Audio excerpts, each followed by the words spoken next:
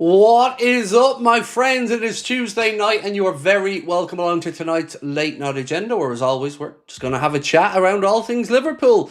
Tonight, we're going to be focusing on the dreaded backing of the board for the manager. Hopefully, it doesn't turn out the way these things usually do when a board backs a manager. We're going to discuss some talk around centre-backs. We're going to talk about Oliver Glasner and what type of team he's going to put out tomorrow. We'll give you some quotes from Freddie Woodman. We'll discuss a backing that Florian Wirtz has received from Dimitar Berbatov. We'll talk about Andoni Iraola and how somebody else could be coming in for him to try and take him out of the Premier League, and a couple of other bits and pieces, including the officials for tomorrow night's game against Crystal Palace. So I hope you're all in good form.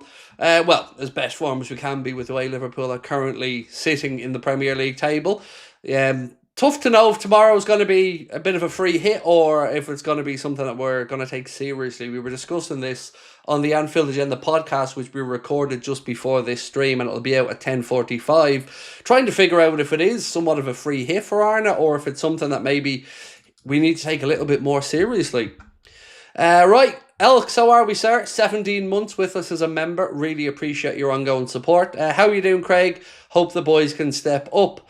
I'm doing good, yeah. Still have the remnants of this head cold and shoulder injury, but other than that, dude, can't complain. Excited, nervous for tomorrow night, but more nervous about the remaining games before the international break coming up. Aston Villa, Real Madrid, Manchester City. It'll either be brilliant or it'll be a shit show, and I'm not quite sure which one it will be just yet. David, how are we, sir? Hope you are as well as can be expected, David, with the circumstances. But David said, evening, Craig, bro. Hope you're well, and our lovely community. As I said, man, not too bad from my side, thank you. I'm intrigued to see what the manager's going to go with tomorrow. We know Freddie Woodman's going to be playing anyway. We expect maybe Calvin Ramsey at right back. But what really intrigues me, David, is to see what 11 Arne goes with tomorrow, particularly the front line. That's where I'm most intrigued by tomorrow's game. I have my own thoughts, of course, of what I'd go with, but I'm interested to see if the manager feels maybe a bit more pressure than normal and goes a bit stronger than we would have expected. I'm at the game and I'm nervous. Need the win, said Morty. So I'm not going to deny we need the win, but of the next 4 games, it's probably the least important for me. That being said, though, dude, I hope you enjoyed the experience tomorrow at the game. I hope we get the win for you and everybody else, obviously, inside Anfield. But it's one that I'm not going to lose too much sleep over one way or the other. I hope we can get through. I'd like us to get through. But, Aston Villa, Real Madrid, Manchester City, the bigger fish to fry for me. And that's where my head's at anyway. But hope you have a great time tomorrow at the game. For what it's worth, my prediction was that we win it on penalties. Preview went out last night. Thank you to everyone that took the time to watch it. But yeah, I think we're going to scrape through on penalties personally. Jay said, don't know what the lads need rest from. Haven't showed up. I want a strong team. I can totally understand that thought process, Jay. I'm just looking at historically the way we'd line up usually in the League Cup at home.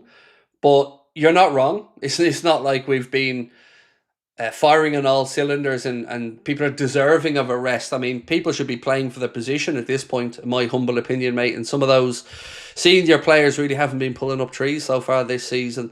It really was an interesting discussion, though, tonight on the podcast. We really got stuck into the nuts and bolts of what we think is wrong, what could stop this slide. And, I want to go back to what I opened up the video with earlier on, and I want to give you some of the words Fabrizio Romano has said regarding FSG's position of the manager, and this is what apparently the board's thought process is.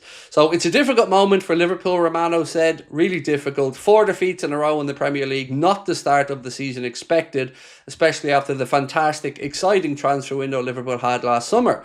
So many questions on Liverpool, many questions on the situation of Arne Slot. What I wanted to say, guys, is that internally, Liverpool absolutely, and I want to say the Liverpool hierarchy, the ownership, all the people at the club really, really trust Arne Slot. They're 100% convinced that Arne Slot is the best manager to handle this situation. Obviously, it's been a poor start to the season, but Liverpool are convinced that everything will be okay. That is going to take some time to assess the squad with the new signings, to change something, to be back to the attitude and form of last season, but Liverpool have full trust in Arne Slot. There is very good communication on a daily basis between the directors, all the people at the club, in the management, and Arne Slot. There is no play, no problem, no bad relationship, no problems between the players and Arne Slot. So everything is under control. It's really a tactical point and also a mental one, obviously, but it's not a problem. There is no problem. The players have full trust in Arne Slot, giving him some time and for sure not creating any big case out of this situation. The season is the clear position of Liverpool, still waiting for different results, expecting it to happen as soon as possible, because obviously you can't go into November, December, January with bad results again and again and again. This would be really poor. So they have to change the situation. They know that, but they have the full trust of Slot and his staff. So, look, I don't really expect the club to brief anything else. You know, when have you ever really seen a top club come out there and start to brief that they're losing faith in the manager? And the players are never going to come out publicly and say that they're losing faith in the manager. So whilst it's great to read and see these things, it doesn't really matter one jot to me, because it's a results-based business. And, you know, I would dare to say that we've all had enough of the talking from Arne, enough of the talking from our captain. It's results, performances that matter. And let's hope that they start to do that talking out there on the pitch, because I don't really care what anybody says. If you keep losing games of football over and over again, your job's going to come under pressure. It just is. But for me, like I've said, I'm not there yet. But if we lost the next 3 games outside of Crystal Palace, I'm going to say that the players aren't playing at that point for the manager. But right now, I do hope we can turn it around, and hopefully it is just a small tactical thing. But like I said, I'm a big believer as well in body language, and I don't like what I'm seeing out there on the pitch so far. David said, I fancy us to win tomorrow, 2 or 3-0. Well, on that one, David, you know, some words from Oliver Glasner and a couple of, I guess, players that we know will be playing for Palace tomorrow. So he said, JD Canva and Walter Benitez will start against Liverpool. So, you know, we've got somewhat of an idea there of who will be facing tomorrow. Again, we don't know quite how many changes Arne's going to make, but we know Freddie Woodman's going to start in goal, and I'll take you through some quotes from him in a moment. Red said, what happens if we drop to 10th or lower? So, it's a really interesting question, because at what point is blind faith just that, mate? Blind faith. And there are extenuating circumstances, to be fair, but I keep coming back to what we all said in the summer and what the whole point of this rebuild was, is to allow Liverpool to challenge and hopefully dominate for years to come. Now, if this manager isn't showing signs of being able to stitch all this together, I think that's a bigger problem. It's never great losing this many games. You know, what is it, 5 of the last 6, 6 of the last 7, something like that. So if you were at any other club, we'd be sitting here saying, is the manager under pressure? And for me, no manager of a football club the size of Liverpool can afford to lose this many games without some conversations around what's going to stall this decline. And I'm going to go all the way back to the first game of last season. One of the things I mentioned on the podcast tonight was the amount of duels that we're losing, second balls that we're losing out there on the pitch. And go back to the very start of last season, first game of the season, Ipswich Town, half time, and the manager's dragging off a centre-back because he was losing his duels. And he was holding people to account. And we thought, wow, here we go. We finally got a manager who's not going to take any shit. We've got a manager who, when he sees the performances aren't there, pulls somebody off a half-time, calls them out for not winning their duels, and changes it. Now, we're losing duels all over the park, and I don't really see the same level of ruthlessness from the coach about holding people to account. You've got Canade defending like he couldn't be arsed. You've got Van Dijk throwing his arms in the air and looking like he just wants to point the finger of blame at everybody around him. We just don't look like we have an understanding of the process that Arne's trying to put in place. Where will you stand if we say get a point at the weekend and lose to Madrid and City? I don't know if I can fully answer that, Craig, because it depends on how these games play out and how we look out there. So look, it's never a disgrace to lose to Manchester City, but it depends how we lose to Manchester City. Do we go out there and is it a high quality game where we're edged out by a goal and we're sitting here thinking, okay, I can see signs of progress. We came up against a good opponent. Or is it going to be a case of same old, where we just don't look at it? The press doesn't look there. The effort doesn't look there. If that's the case, 1 win, 2 losses, I'm certainly going to be close at that point, mate, to thinking he's not going to be able to turn it around. But I've always said in every conversation we have that context is important, and it depends how these next games go. I can tell you categorically, if we lose to Villa and lose to Manchester City, because losing to Real Madrid in the Champions League still gives us wiggle room, but if we lose those 2 league games, I'm saying he's lost the dressing room at that point, because something has to give. And you need to see the players reacting. You need to see the manager getting a reaction from them. And so far, we kind of, I don't say we feel sorry for ourselves, but it just doesn't look right. It doesn't seem to pass the smell test out there on the pitch, particularly with Canade.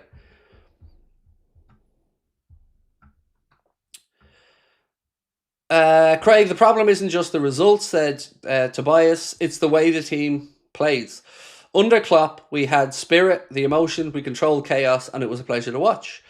So I've said this for quite a while, Tobias. I don't know what he's trying to do with regards to the style of play. I really haven't got a clue. I don't understand what it is he's trying to do that's so different from last year. He seems more concerned about what others are doing to us than what we're trying to do to enforce our will on other teams. And that's what has me most concerned, because if I looked at this and I felt like it was a teething issue, or that we were unlucky in certain circumstances, I'd feel a bit different about it, and I'd still be annoyed that we're losing, but I think I'd be a bit more understanding of it. I'm not seeing solutions being found yet, and I don't like what I'm hearing in post-match interviews. The only person who I think who's spoken with any sincerity is our manager, or excuse me, our vice captain, Andy Robertson. He's the only person that I've actually seen tell it like it is and come out there and say, look, we're just not winning enough battles. We're not putting in the hard yards. And I've already seen somebody, Stephen, there, trying to have a little go at me saying I talk shit. Mate, you're here watching me. Remember that. What I say, you're here hanging on every word like the good little fanboy that you are. So stay in your role. Leave the good stuff to me. If I talk shite, no problem. No need to be here. But obviously, some people think I talk some sense, mate. And if you're happy with the amount of games we're losing, the way we're losing them, you crack on. But I'm not. And standards need to be set. This is Liverpool Football Club at the end of the day. If we get another 5-goal win with Mo on the bench, do you sell him in January and replace him with Semenyo? Do you think the Jota tribute is making it impossible for the lads to move on? So somebody mentioned the Jota tribute yesterday, and look, it's not really for me to say how the lads on the pitch are receiving that. The whole season has to be judged with the caveat of the Jota situation. Of course it does. More than fair. But, if it is something that's causing the lads to struggle, I'm sure there's a way that they could get that to the fans without maybe coming public with it. So I don't really know on that one. And on the Mohamed Salah thing, well, we're going to have a prolonged period without him in the team, no matter what happens, because he's going to the AFCON. So I'm intrigued, and again, this is something we touched on the podcast tonight.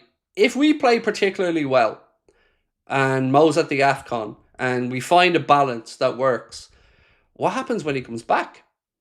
Because, if results have improved, performances have improved, and personnel understand it better, whether it's Mohamed Salah, whether it's Virgil van Dijk, whether it's anyone, doesn't matter. I don't think you walk back into that team then, because, you got to win. Simple as that.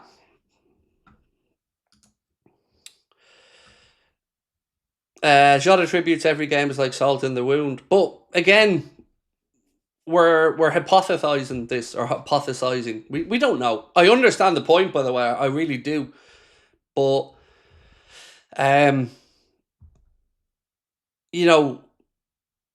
we weren't talking about the Jota song as a negative thing when we won the first 5 games.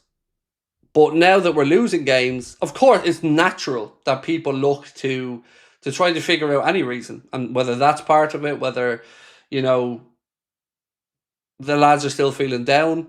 Look, it would be unfair of me to guess. But what I would say is, if it is something that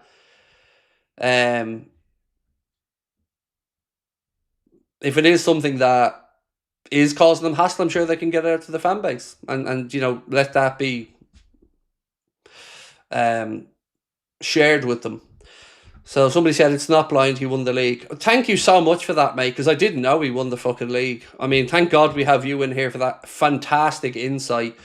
And by the way, while you're taking cheap shots at me, remember when everybody said that he won the league because it was Klopp's team? I'm one of the few people that said that he deserved to win the league because of his adjustments to it. So it is blind faith when we're not seeing any change. Football is a what are you doing for me now business, not what have you done in the past. And we won the league last year and that was great. But like we keep saying and being honest about it, we haven't played well since March. We haven't played well for a very long time. So this isn't a new factor for us. It's just we had a built-in excuse at the end of last season because we'd already won the league and people thought it was okay to let the standard slip. And again, I was one of the few people on here saying, no, it isn't, because you can't just switch these things on and off. So I would argue it is blind faith when we're not seeing any indication of it changing. But make no mistake about it, I want him to succeed. I want him to turn this round and figure it out. Because like you've said, he did come in and overperform.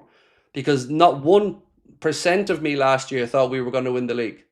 But we did. And they all deserve immense credit for that. But then you go out there and you spend the money we did. And to see us fall so far off, I mean, come on, you can't not say it isn't worrying. Like, I'm genuinely trying to be as fair as I can in my assessment of this, but I'm not going to sugarcoat stuff. I never have and I never will. It's not good enough at Liverpool Football Club. It's not good enough at any top club. And you need to see signs of progression. And so far this season, can you put your hand on your heart and tell me that as each game has gone by, you've thought we've gotten better? You thought we're nearly figuring out, or we're looking like we're figuring it out? Now, individual players' performances have improved. Like Wirtz, you can see that improvement game on game. But there are still certain things that I'm scratching my head about. Like the full-back positions. Does he know his best back four? What are we going to do to solve the amount of set-piece goals and chances we're conceding? These are things that all I'm hearing from the manager is moaning about other teams doing it, and him openly saying that we can't find a solution to it. If somebody tells you their weakness and says, I don't know how to stop this, the first thing you're going to do is go straight at that weakness, right? So it's almost a self-fulfilling prophecy at that point. Ambient Noise said, hi Craig, I don't believe this full trust news. He was on for an extended contract. They will review it before the January window. One man gets him potentially sacked, in my opinion, Iriola. So on the new contract thing, they have to slow play this now. They have to. It would be silly of them to just crack on straight away and give it to him. I'm not saying he shouldn't get a new deal, but you've certainly got to be looking at trying to sort out and stem the flow at the minute.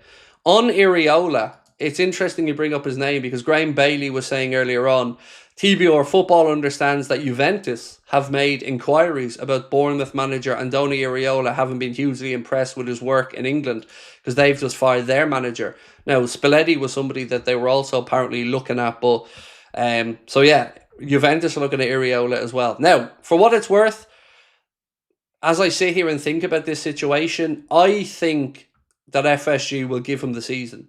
No matter what happens, I think they'll give him the season. Whether we agree with that or not, that's a whole other conversation. The Zidane stuff is just stupid, by the way. Anybody who's saying Zidane is stupid, and let me tell you why. One, he is so far away from the character and the type of manager that Liverpool would go for. Two, he doesn't speak English, and you don't want a manager in the dressing room that doesn't speak English. So that's just a no. No, we're saying that because he won Champions Leagues with Madrid 3 in a row, whatever it was, or 3 in 4 years. There's no way Zidane's ever going to be Liverpool manager, ever. There's more chance of me becoming Liverpool manager than Zidane, and we both know what the chances of that one is.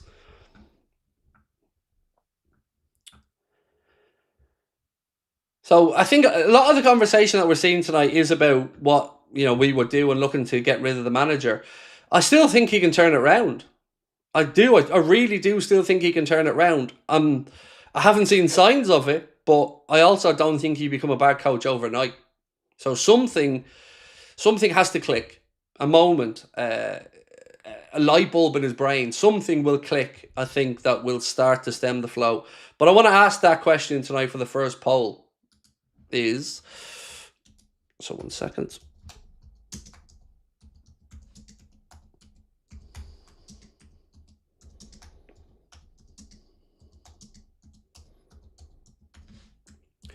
So I want to ask, do you think Slot can turn it around? Because look, this is an individual thing. You know, some of you will say yes, some of you will say no. I'm not here to judge, but I just want to know what you think. So do you think Slot can turn it around, yay or nay? I think he can, but I don't know if he will. You know, because we are all guessing at the end of the day. But I do think he can. I do believe in him as a coach. I just need to see a bit more ruthlessness, I would say. And the Canade situation has to be resolved as well, because he can't be strolling around the pitch half-arsed like he is at times.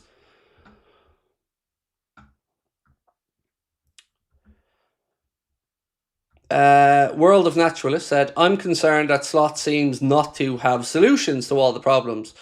I thought the whole idea of the coach is to find solutions. All I want is a solution to improve and reset where we press and defend.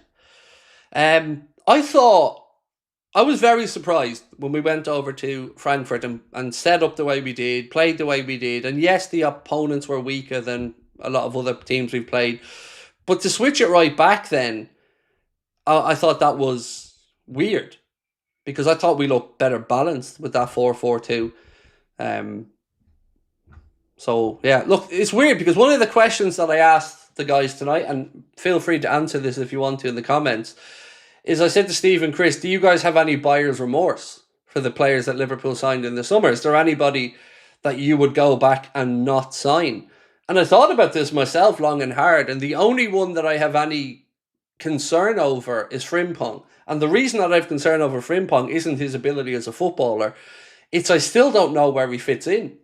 I still don't know, because the manager doesn't really play him too much as a right back.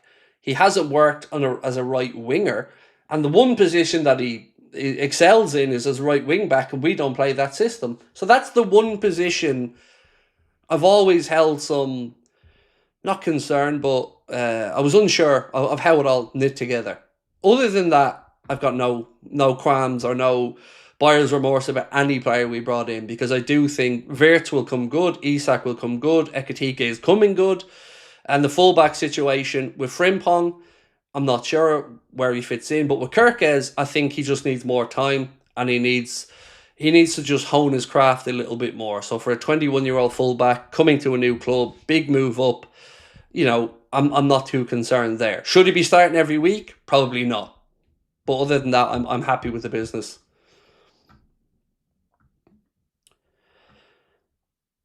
Right, let's get in some of your comments. ISAK is the one I wouldn't have signed, said Anfield Review. Interesting. So what concerns me about the ISAK signing, mate, is I would have signed him, by the way, but it feels like we haven't had a plan of what to do when he's come in. But as a player, like, I'd be a liar if I said I didn't want him coming in. I did. You know, he was second on my list after Julian Alvarez, but he didn't seem attainable. But he's one that I think of all of them looks, but we don't know what to do to get the best out of him yet. Where to play the ball to him, how to give him service.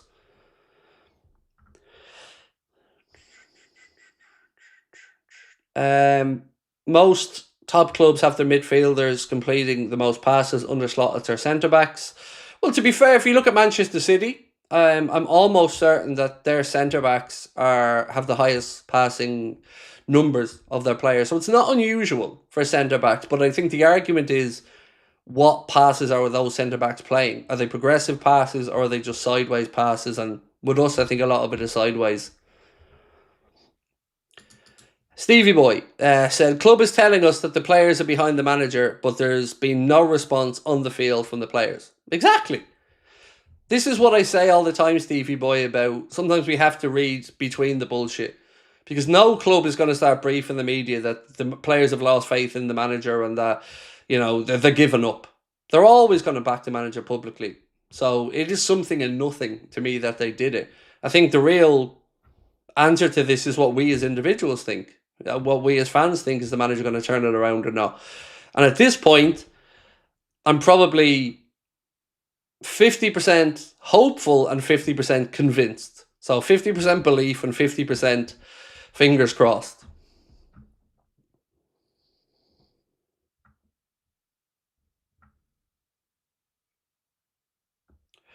So the void dude, again, mate, I don't want to be that angry guy having a pop at people, but keep your self-righteous bullshit to yourself, please. Like, yeah, this is exactly the response I would expect. Getting rid of him is crazy considering what he did for us last season. I hope he proves all you slot losers wrong. So, firstly, you want to make a point by belittling all of us, which is just speaks more to yourself, mate, and your own fucking problems than ours. And yes, he won the league for us last year. Of course he did. Nobody's trying to say he didn't. But what do you see this season that makes you so confident that we're all wrong and you're right? Apart from the fact that you're an arrogant prick. Apart from that, let me know what you're thinking, because I've no time for people like you. I've no problem with you disagreeing with me or anybody else. But you idiots that come in to do this, you never have a counterpoint. You just have hate. You just have negativity. You don't actually have a thought process to justify what you're saying. All you want to do is feel superior to other people and come in and go, you're all wrong, I'm right, ha ha ha. Well then, back it up. Explain why. But I bet you can't, because you're just another mouthy fool who thinks they know everything. You're a know-all that knows fuck all. Now, if you don't have anything to contribute, off you toddle. Like I said, we have conversations here every night where we all disagree, and if you can back up that point, we'll have that conversation. If you can't, you're just another negative person coming in to feel superior. No time for that, mate. We're here trying to figure it out between us as fans, not to turn on each other, not to belittle each other. You know, we all have differing opinions, and if you can't cope with a differing opinion, again, that's on you. In your opinion, what's our best formation?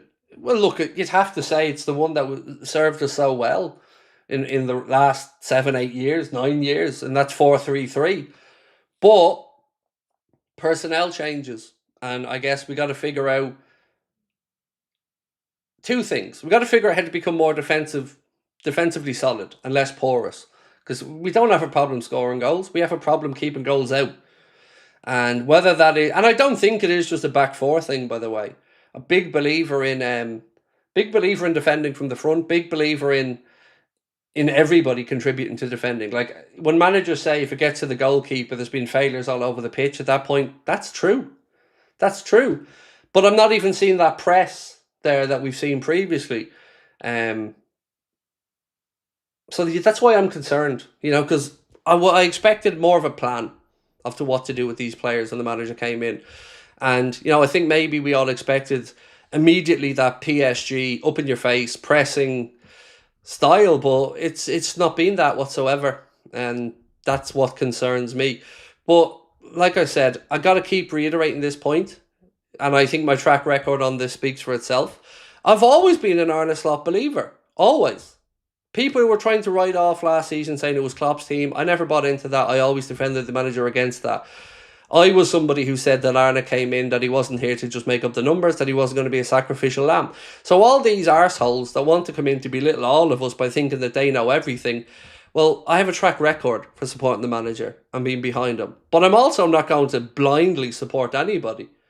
We have to see those improvements. We have to see an understanding that the players know what the manager's wanting from them. But I don't see enough accountability at the minute in the team. And I don't see enough competition for places because so many underperforming players are just getting trotted back out week after week, time after time.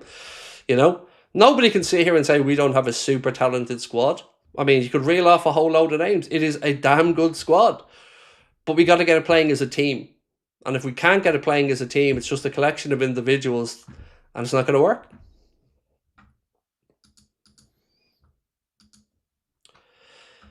Shrimpy said, we lost a lot of press and intensity from the forwards. ISAK, Wirtz, Ekitike, Salah and even Gakpo are not strong in the press like Diaz was. Even Nunes did a shift.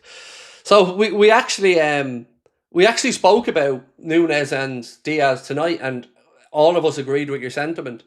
For what we did lose goal-wise from Darwin in particular, nobody's ever going to sit here and say that Darwin wasn't a physical machine, pressing, closing down, causing chaos.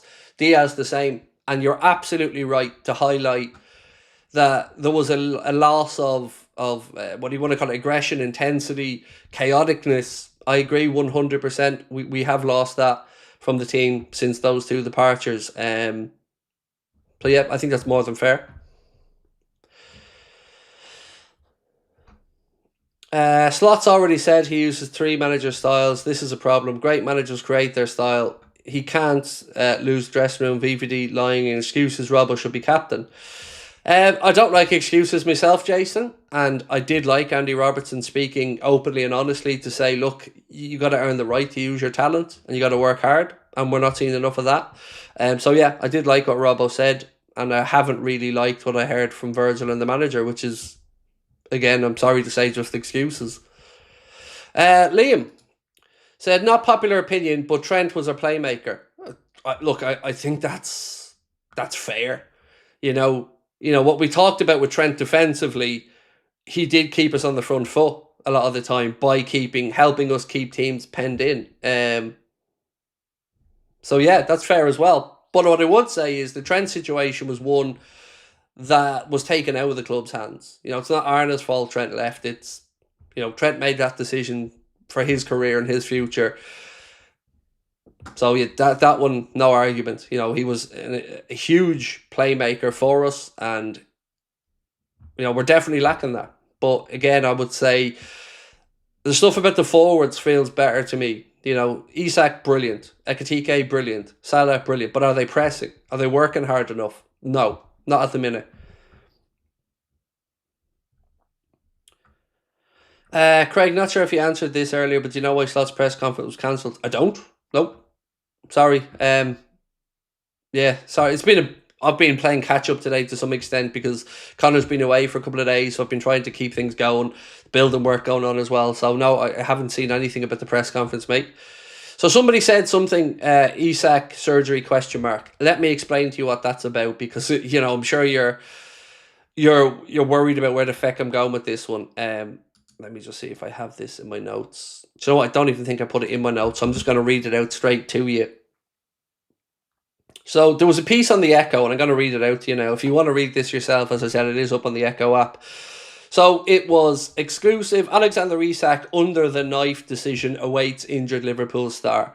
So they're basically speaking to a surgeon. So this piece here said, Ben Dinnery told the Echo via Escapist magazine, with Isak, I might have even had an interview earlier this year where I spoke about the possibility of discussions behind the scenes of how best to manage him.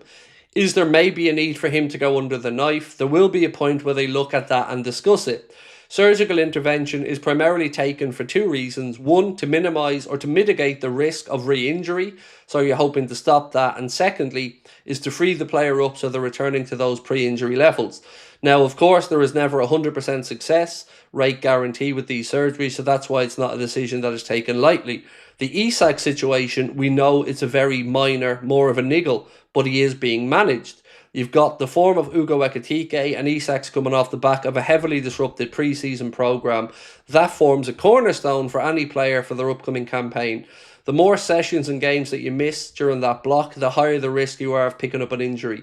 Again, it comes as no surprise that Isak's going to pick up one or two niggles during the early 2 months for Liverpool. Liverpool supporters will hope that when they get into the second half of the season, they'll start to see Isak justify the price tag. So the conversation is, if these niggles continue with his groin or he keeps feeling it, is it going to get to the point where he has to go and have surgery on it? And that's something that, let's be honest, when we knew we were signing an Isak, that was the one thing we probably had a concern about, was the niggles and stuff like that.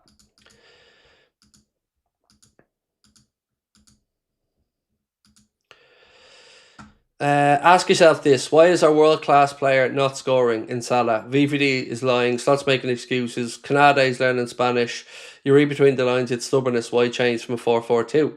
So, look, the reason as to why Salah isn't scoring is multifaceted, and I'm not smart enough to give you the answer. In all honesty, Jason, I'm not. But he's not the only one underperforming. And again, I keep coming back to stuff we discussed on the podcast tonight. That very thing is one of the topics that we did discuss. When things are going well, Mohamed Salah and Virgil get all the praise in the world. But things are going bad, it's almost the same in a reverse. They're the ones that people look to first to say, well what's happening here? And we also have to think about why we did the summer business we did. We brought in the likes of Cody Gakpo, or excuse me, ISAK, Wirtz, Ekitike, to start to plan for the future for when Mohamed Salah isn't here. I think the real question inside of all of this is, when do we start to initiate the plan for the future? So when do these guys start to take the minutes off Mo? When do they start to take the burden off Mo? Is it going to be like the AFCON? We know we're not going to have Mo for 5 or 6 weeks. The real question is, what happens if we play well? What happens if it clicks and we start banging in goals? Do you then disturb that when he comes back by putting him straight back into the team? And look, again, I'm not trying to scapegoat one player, but you spoke about him not scoring goals. He's also not getting into the areas to score the goals. And we highlighted some of the heat maps from where he is this season versus last season. He's not getting as close to goal as he did. So I don't think the whole blame should be on him. But if you're carrying 3 or 4 passengers through a game that aren't at the levels that you know they're capable of,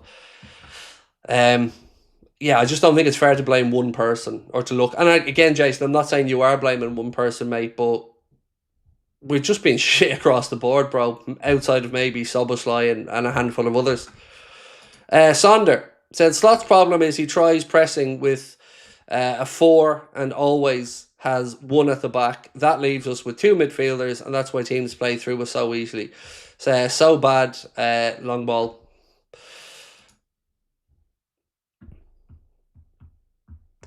I don't know, mate. I don't know, because like, we did win the league last year, and as people have pointed out, this manager won us the league last year, and I can't sit here and tell you that he didn't do it because it was Klopp's team, because I've argued why I think he was able to get over the line where Klopp wasn't the year before.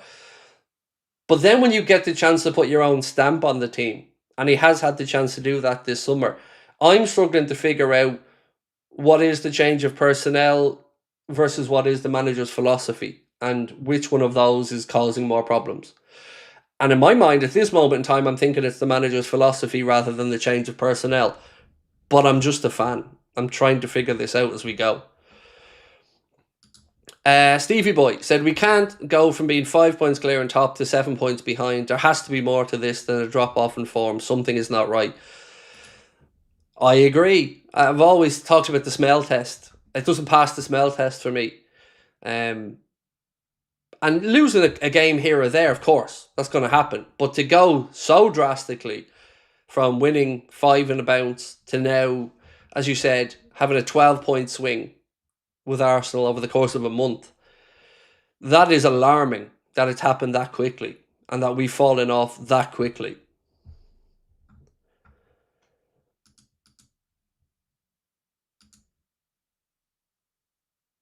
We played 4-2-5 against United. So we played with 12 players. Brilliant. You should get a job with Todd Bowley, bro, with these great formations, these illegal formations you're coming up with. Because 4-2-5 isn't a system, dude. Because you've got to have the goalkeeper there as well. So you're putting 12 players out on the pitch. Salah, I want him out of my club. Well, that's already enough for you to go fuck yourself. Anybody that starts, I want out of my club, entitlement can do one. I don't care, because it isn't your club. And you can say you think Salah's fallen off. You can say you don't think Salah's good enough now. But what you will absolutely do on my stream, Sarah, show him respect, because he's earned that respect. You know, I'm a big believer in accountability, but I'm not having anybody come in here and belittle the great man with get out of my club. Nah. I'm sorry, that's not happening, dude. Because firstly, who the fuck are you? And secondly, he's earned the respect that you will show him or leave. Well, I've made the decision for you. You're leaving. Because you're the very type of person I hate on the internet. Obviously, like, genuinely, the very type of asshole that I hate. My club crap. But you'd be the first one when we're winning to be up there giving it the whole yes, us, we. It's not your club, dude. It's the people's club. It's our club, all of us together. And Mohamed Salah hasn't been good enough, and I'll be the first person here to tell you he hasn't been good enough. But get out of my club shit is childish, it's bullshit, and it's not welcome. I am Mr. Nastastic said, it's not great, but if it was simple, we'd all be managers. That's true as well, dude. That's true. Let's reset, regroup, and get behind the team and manager. Great community, great channel. Keep doing what you're doing. Thank you. I think we are all behind the manager. But we also, that needs to be a two-way street. We need to see the reaction from these guys as well. You know, I think Liverpool fans are realists. You know, we're all a little bit reactionary at times. Of course we are, and I'm certainly in that bracket. But we all want him to succeed. We do. But it's a big drop off, as Stevie Boy said, to go from 5 points clear to 7 points behind in the space of a month and kind of still be searching to figure out how we can stop the rot. You know, I just want the manager, if he spoke more like Robbo, I'd be happy. You know, it's on us. We'll figure this out. It's not good enough. I don't want him saying we don't know how to stop the set pieces and direct balls, because he very well should know. That's his job to know.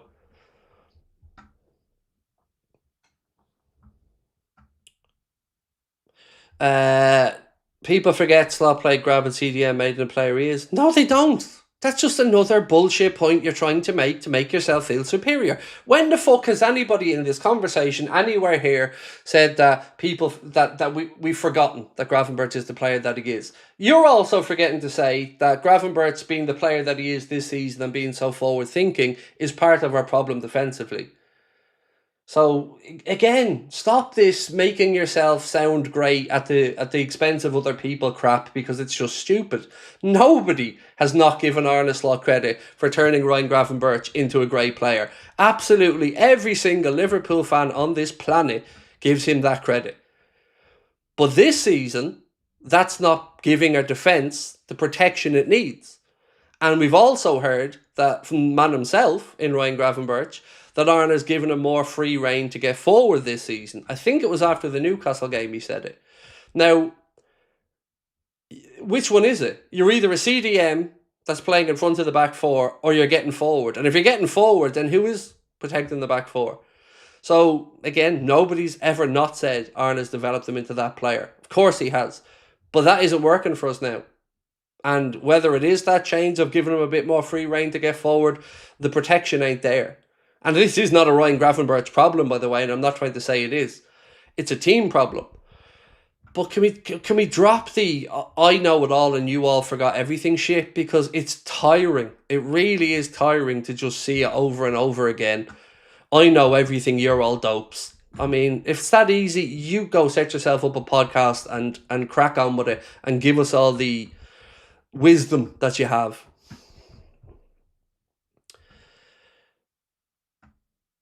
'60s Red said a DM is the key, a class one. So for what it's worth, and again, I'm not qualified to solve this problem, but I agree with you. I think if you had, for the moment, two sitting in front of that back four, a Gravenberch and a Rodri type, then maybe, yeah. Because I do feel we're missing that destroyer at the minute. But I also firmly believe that defending starts from the front. And I think the lack of a press is a big reason why. If we're not up in people's faces, if we're not aggressive, if we're not hounding down centre-backs, you're giving them time to get their head up and pick that ball into the channel, pick that ball behind the centre-backs or the full-backs that we know is going to cause us issues. And there's simple things we could do differently, and they highlighted it really well. I think it was on Match of the Day. You know, talking about Marmadashvili's distribution. One of the things that he was doing that was causing us some issues, and it's small little things, was the way he was overhitting balls that he was playing out to the full-backs, and they were going out for throw-ins. And then those throw-ins were leading to long throw-ins, which the second time led to the Brentford goal. These are small little details that Alisson may have done differently, and Georgie isn't quite there yet. There's so many things that there is some truth to what Arne said about we've been unlucky, because if you look at the XG stats in particular, yes, we've underperformed what our XG should be. But I still come back to thinking that it's not at the attacking end of the pitch, goal scoring wise, we have problems. It's at the defensive end, but it's a whole team thing. Our unit under Klopp, our press under Klopp, and early under Slot is night and day from what we're looking at now as fans. We're looking at players who aren't doing those same hard yards. And maybe it's not borne out with the kilometers covered data, but it's certainly borne out in the duels. We're losing way too many second balls. Tanya Wheatley said, win, lose or draw, we're Liverpool. Yes, I'm disappointed. I don't understand the first part of that, Tanya. Win, lose or draw, we're Liverpool. What's that supposed to mean, mate? Honestly, I'm not trying to be an asshole, but what's it supposed to mean? We're Liverpool, but that should come with some accountability and some standards as well. So yeah, we're disappointed, but I don't get what this win, lose or draw shit. I'm never gonna be a fan that just claps when we lose, and I don't think anybody should be. These guys are always happy to take the praise when things are going well. It's got to be the other side of the coin as well. There's got to be some accountability when things aren't going well.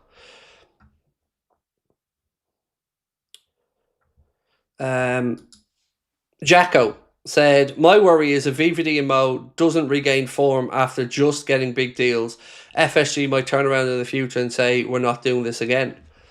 So I don't know if they would or won't, but let's just look at it a different way. If they don't regain their form, and I do think they will, mate, for what it's worth, but if they don't, maybe they were right, to doubt that. And that's something we have to talk about here as well. We know that Michael Edwards particularly doesn't really like to extend players in, because the way we played under Jurgen was so draining, so what's the word I'm looking for here? So difficult, so hard. You wore players out, so when they get to their 30s, they probably have lost a step, and then it's that difficult time to move on. And it's so difficult to have that battle between nostalgia and what's actually happening in front of your face. And these are supposed to be the guys who have the data to make the difficult decisions. And they've obviously looked at that data and felt like in their circumstances it was worth the new contracts. And I think we all agree based off last season. But right now, they don't look like the same players. They don't. And I would have bet my life last season that if there's anybody that wasn't going to fall off with getting a new deal, it would have been Mo. Yeah. The whole thing has us all perplexed, right? All of us. Like, we can't, for the life of us, grasp how we can go from being so, I won't even say good, but winning to this. And then it feels like we can't stop the rot. It's not like we've won a few, drawn one or two, lost one, won a few more. It's just in steep contrast to the start of the season. Ruth Shannon, thank you. That's very kind of you. Appreciate your kind words. Right, I want to talk about Joel Ordonez, because more links today for us and him. This report, LFC Transfer and posted from Bolivia.com, said Joel Ordonez has attracted several teams from Europe in the last market, and Liverpool are understood to want him as the new player. For his signing to be possible, they'd need to pay €40 million.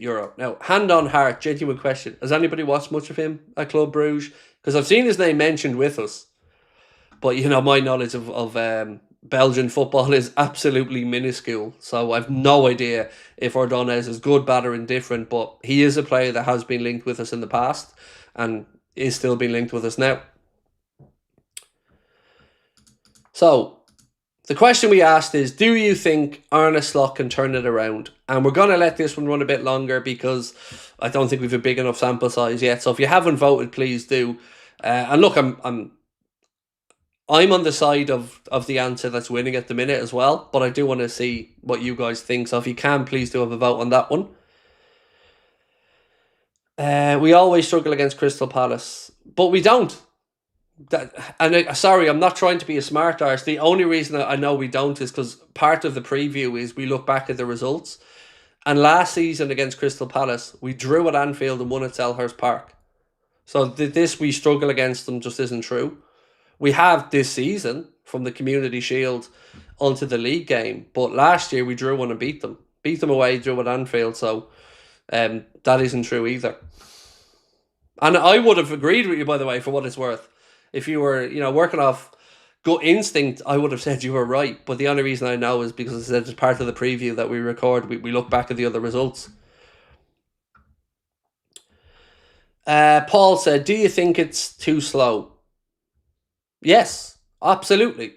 So if you're playing a team, Paul, with a low block, you're going to move the ball quickly and you're going to try to create overloads, or you're going to have to be direct, because you can't play in front of a team that's playing with a low block. And what we do, playing so slowly across the back line, is play in front of teams, and they'll mop that shit up all day. If you've got defenders who are playing the teams that are used to sitting back and having that siege mentality, they'll lap it up. And you've got to be clever to get around that. But you never hear Pep Guardiola's teams bitching about a low block, because they'll find an overload. They'll play a ball to the back post. They'll have a winger who will go in and get a penalty or draw a foul. There's so many things that we're lacking that to complain about a low block, I just find it infuriating, because we're not doing the simple things, in my opinion, that could give us a better chance against a low block. And cutting back on ourselves and resetting and letting them reset is just part of the problem. And I don't think we have enough pace in the team, particularly in attack.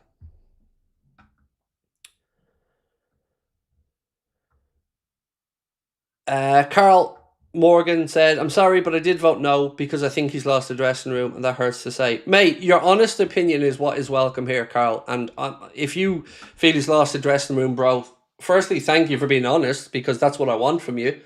Like I said, I'm never going to disagree with you and go in on you if we have a difference of opinion. I only go in on the people who try to belittle others with the way they word things. But mate, you're giving your honest opinion. If you think he's lost the dressing room, I can at least see a world where I understand where you're coming from, because something doesn't look right out there. They look shot of confidence. Nasser said, Craig, the only conclusion I came up with for changing the formation against Brentford is Mo Salah, and I saw the first 20 minutes of that game, slow-mo didn't work in a 4-4-2 and changed the style. Yeah, that's possible.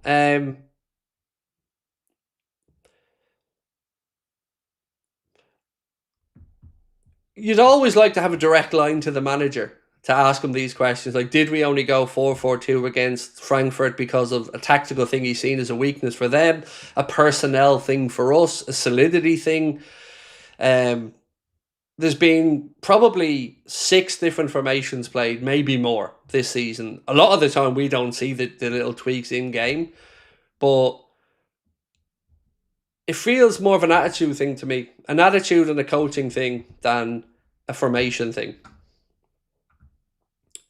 And it's an accountability thing as well. Sorry, it's an accountability thing, because we don't have a competitor for Mo. We don't have a competitor for Canade. We don't have a competitor for Virgil. We don't know who our right back is yet. We don't have a competitor for Cody Gakpo. And these cause problems, in my view, because Diaz and Gakpo battled for the left side and probably brought the best out of each other. Now, we can say that Rio Ngamoa is the competitor for Gakpo, but he isn't. He isn't, because the manager doesn't think of him as a ready-for-a-now player, or we'd seen more of him. On the other side, we could say Chiesa is a competitor for Salah, but the manager isn't buying into that. So there is no accountability, whereas if you don't perform, the next guy's up and he's taking your shirt. We're scraping the barrel with centre-backs at the minute because of a really unfortunate injury to a young centre-back we brought in. And now we've got Canade strolling back like he couldn't be arsed, Virgil waving his arms around, moaning at everybody, and they know that there's nobody there to come in and take the shirt off them. What do you do there? Like, for all the signings we've made, we haven't driven competition in every area of the pitch. That's one of my thoughts from the summer anyway. Right, let me get through some more of your comments. Jones is alright, but not the same level as Pedri and Vitinha. Right, but let's remember, Vitinha at one point wasn't getting in a Wolves team, and now has turned into that player. So a lot of the time it can be the right manager, the right system, and a bit of confidence. And I've been one of Curtis Jones' biggest detractors, but under Arna, he's come on leaps and bounds, and right now, you know, you'd have to say based on what we've seen this season, he's deserving a start over Maka anyway. Now, whether that continues longer term or not, I don't know, but I don't look. I hate these type of conversations because we're all searching for something that we can't answer. You know, we can't push a button now, and there's nothing I can say, you can say, Paul can say, Rachel can say. Nobody can say that we all just go, yeah, that's it. It has to happen naturally, and it has to show progression bit by bit, and it starts with everybody pulling together in the same direction as a team. So yeah, it's tough. I really hate it, and a good example I will use about the point I'm trying to make here is I hate when the ticketing stuff comes up, and it always pits fans against each other. So, you know, it's overseas fans, it's local fans, there's not enough tickets here. I hate those times where fans are pitted against each other. And I feel in these scenarios here, we're all emotional. We're all searching for an answer. Maybe we feel we have it, we're more confident than others, but I would just keep urging us to talk it through and not be disrespectful to each other.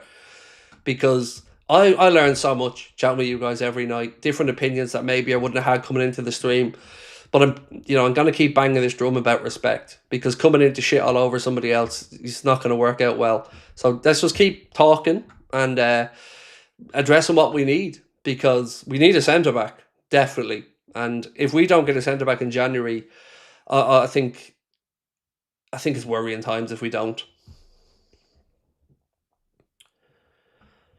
Carl Osis said, I watched the first few games when Slot took over. Good tactical second half tweaks and a good attitude. It's gone from sharks to wet fish. I'm hopeful it'll come good though.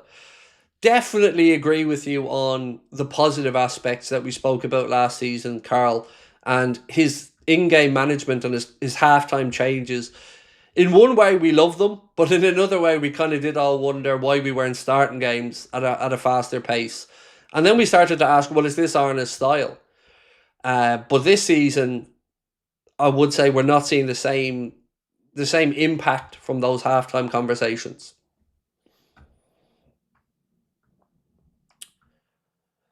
Drumil said, what about the lineup and formation versus Frankfurt? Why did that work and why was it different?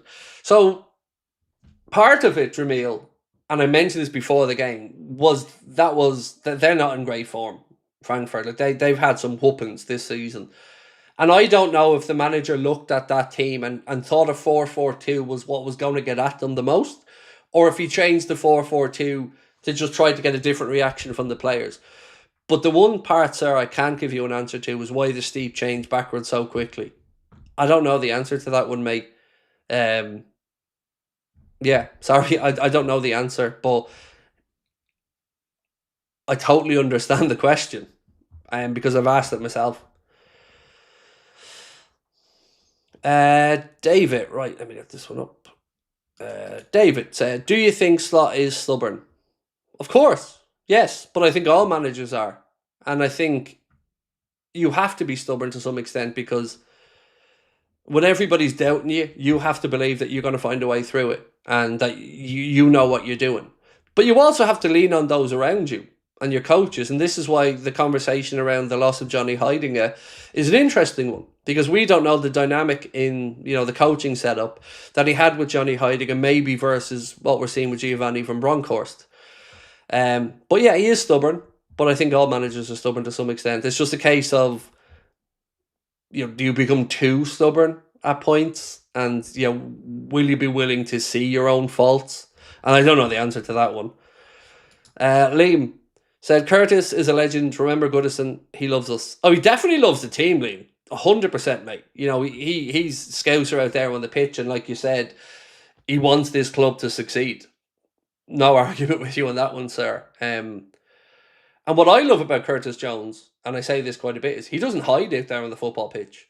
He wants the ball. Give it to me. Play through me. I'll make something happen.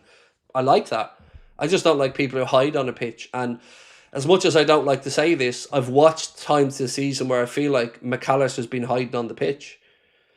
And Canade is definitely hiding out there on the pitch. You know, we're in this really tough situation because Canade almost has the manager by the balls. What do? Do you put in Gomez and remove Canade? And then what if Gomez has an injury? You've no options. But this is also a problem with the club's own making, because we've let his contract situation get to this point again, like we did with Trent and like we did with Virgil, like we did with Mo. And it is impacting the performances, because Ibrahim Kanade is a way better defender than we are seeing this season. And I was hoping that the one saving grace was that he'd worry about the French starting position in the World Cup. And that if he wasn't playing well, that Didier Deschamps may not look at him for that World Cup in a starting position. Because there's no way right now Deschamps is looking on and going, yeah, he's my guy. There's no way that Real Madrid are looking on and going, I can't wait. We need this Canade dude. He's all over the place. And again, he's not alone, but if you're trying to negotiate a new deal in good faith and argue that you deserve a big pay rise, your performances aren't showing that. Do you think Liverpool will recall Harvey in January? I don't know if there is any ability to do that in his deal. So it's a loan with an obligation. So that obligation is kind of just like kicking the can down the road for Villa, that they have to pony up that money. So truth is, I wouldn't have a clue whether there is a clause in there that you could bring him back in. But still no, because it's not like we're lacking in that part of the pitch. We you know, whatever we think about Wirtz's form, it's an upgrade on Elliott. Long term, he will be an upgrade on Elliott. As much as I love Harvey, I don't think that would make any difference. Keane, so the obligation only gets triggered if he plays 10 games. Thank you for that, mate. I genuinely didn't know that. But God, you'd hope he played 10 games, wouldn't you? Over the course of a 38-game season in the league, like, you'd hope he gets the 10 games in easily enough.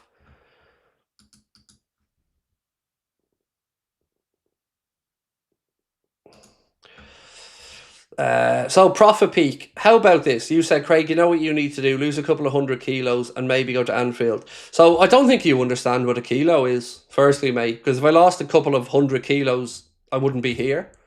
Secondly, maybe go to Anfield more than once. I've been 33 times. But I'll tell you what I'll do. I'll give you my fucking address and you can come and we can have this conversation in person. Because winky winky, haha, laughy emoji, when you're picking your teeth up off the floor, standing in front of me, instead of being a fucking hero behind a keyboard, we'll see who's laughing then. But like I said, I know I'm fat. I can change that. But you'll always be a fucking loser, dude. And don't forget that. I'm at the top. Top of the food chain. Numero fucking uno. You'll do well to get to my stage in life, bro. Remember that. So yeah, like I said, I can lose some weight, no problem. But you're still going to be a cunt. And that's not going to change. Winky winky. I think the best current midfield would be Wirtz, Gravenberch and Dom. Play ISAK and Ekitike up front every game. Let them build a chemistry. They are our future. Mo is gone in 1 or 2 years. Respect for him. So the stuff around Mo I find really interesting, because it's almost a case of, when do you start the process of easing him out bit by bit? Yeah. And I don't know the answer to that. Because I don't know if in our mind we've already brought in what we think is going to be his replacement long term. So yeah, I don't know the answer, mate. But I would say if the form continues this bad, then we've probably got to kickstart the Semenyo conversation, or the Elise conversation, or the Nico Williams conversation, because I feel like, and you could look at either flank here, left or right, I don't think we have enough pace and directness in the forward line, and trickery at the minute. With Darwin, you hadn't got the finishing there, but of course you did have the work rate. With Diaz, you had a little bit of everything, but I'm not going to hold the club to account for Diaz, because Diaz, he wanted to go. That was pretty clear for a while. So yeah, we don't have that same tenacity up front at the minute.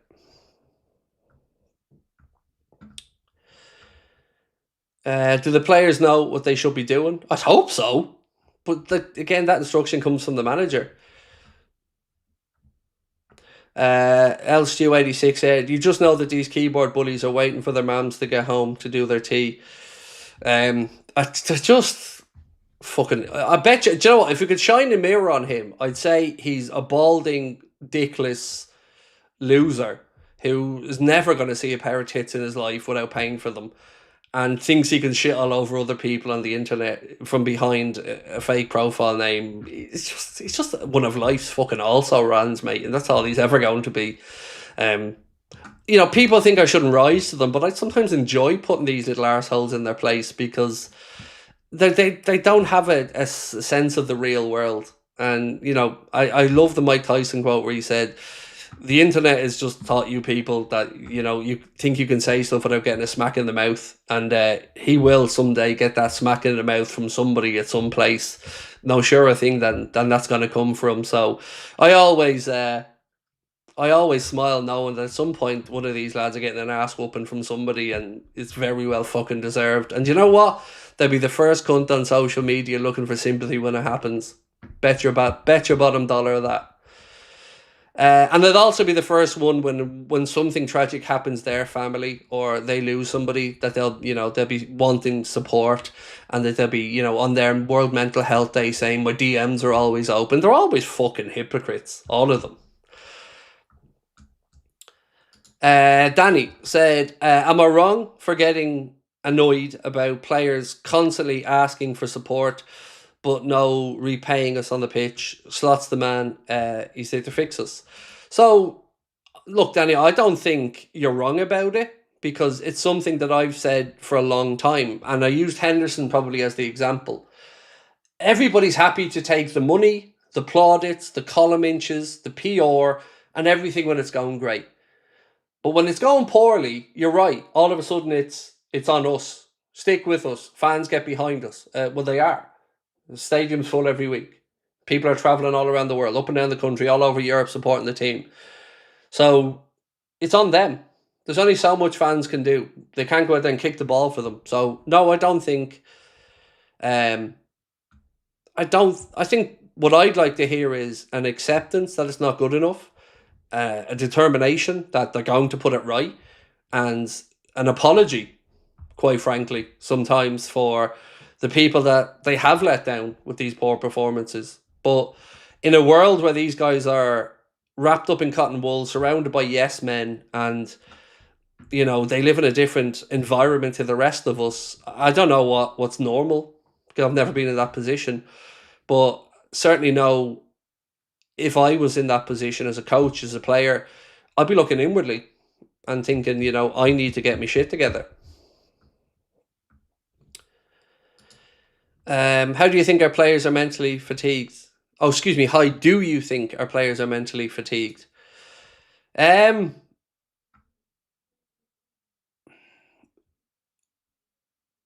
Yes, I do. And I think the only reason I'm saying yes is because of what they went through with Diogo. Because they've grieved publicly, and every game has been another memorial, and every new ground they go to, people are paying their respects, and it's all done from a loving, positive sense. But these guys are having to relive all this. So yeah, 100% feel that they could be mentally fatigued. But I also feel that if that is the case, anybody who is suffering in that way should be given a bit of space and taken out of the limelight to resolve it. Because we weren't talking about mental fatigue when they won the first 5 or 6 games. It's probably natural that then when you start losing, this conversation happens, but it's part of a reason. I don't think it is the only reason. Damon said, Craig, do you think the comments Mane and Diaz said were true, and it Mo be too selfish? So weirdly, a lot of the time, Paul said, talk football, no insults to Craig. Yes, please, and thank you. Look, I might be in the minority here, but I've never really had a problem with Salah being selfish, because I think forwards are inherently selfish. And I think somebody only becomes selfish if they don't score. So that one that we talked about, that he didn't lay the ball off to Florian Wirtz, if Salah scores that, we're not having that conversation. So it is almost a weird thing that they only become selfish if they miss. And if they're scoring, no one's talking about it. Now, I can't speak to what Mane and Firmino felt. Certainly always wondered, was there an edge there between Mane and Salah? And in Bobby's book, I think he's kind of spoke about being the middleman, the peacekeeper in that conversation. But the comment that Troy Deeney made has stuck in my mind about maybe there's so many... again, I don't use the word ego, but I don't know what else to use. So many big personalities, so many alphas in that dressing room now. You've got Salah, who was the guy at Liverpool. And then you've got Wirtz, who's coming in, who was the guy at Leverkusen. You've got ISAK coming in, who was the guy at Newcastle. You've got Ekitike coming in, who was the guy Frankfurt. And all of these guys are kind of jostling for position, and all of them want to make their own mark. All of them want to be the one to rescue the situations, to get the team back. And the problem, as I see it, is it's not a team ethic. And we need to get back to a team ethic. So if there are egos in that dressing room, you would hope for the good of the team that those egos can be parked up and they can get back to the hard yards of playing as a team. Because ultimately it's a team game. And many times in football we've seen a team beat individuals. A great team beat a great group of individuals. And we used to have a mixture of both. A great group who worked their asses off and earned the right to then have the selfish moments. Derek, appreciate you, bro. Thank you for your kind words. Dean, let me get to your super chat, Dean. Sorry, mate. I was a little bit late getting to this one. I want to make sure I've gone through all of them. That one, Dean, here we are. Not good players need to know the importance. I don't know what you mean by that, Dino. Not good players need to know the importance. I know what you mean there, Dean. Sorry, mate. John said, if we had 11 players with Chiesa's attitude, we would have been in a good place. He needs more time on the pitch. Mate, no surer thing than we all agree with you on that. It's one of the real mysteries to me of Arna's tenure, why he doesn't seem to want to lean on Chiesa at all. Because you're right, even take into account his attitude when he's not playing. He never looks like he's sulking. He never looks like he's a problem on the bench. And every time he comes on, he's given 100%. So it is a mystery to me, and I really don't know the answer to this, as to why he is not getting his fair share of minutes. Because he deserves it. Damon, so do you think we're missing a Henderson and a Milner type captain in the dressing room? So it's hard for me to sit here and say yes when you've got Arna coming out and saying that Van Dijk's the most vocal, greatest captain he's had the pleasure of managing yet. Because I don't see it as a vocal leader on the pitch. I see somebody who is giving out to people a lot, but not leading by example. Now, look, he must be a good captain. He must be. But he's not a Jordan Henderson type captain, is he? Where he's in the ref's face. He's demanding more of everybody. He's running around after players on the pitch trying to hold them to account. So he's obviously a good captain, but he's a different type of captain. And I guess different people respond to different things. I respond to emotion. I respond to being shouted at. I respond to being in a screaming match with somebody and being, all our truths being laid out there. That's how you get at me. But others need an arm around the shoulder. Others maybe need a quiet word in their ear. So 6 of one, half a dozen of the other,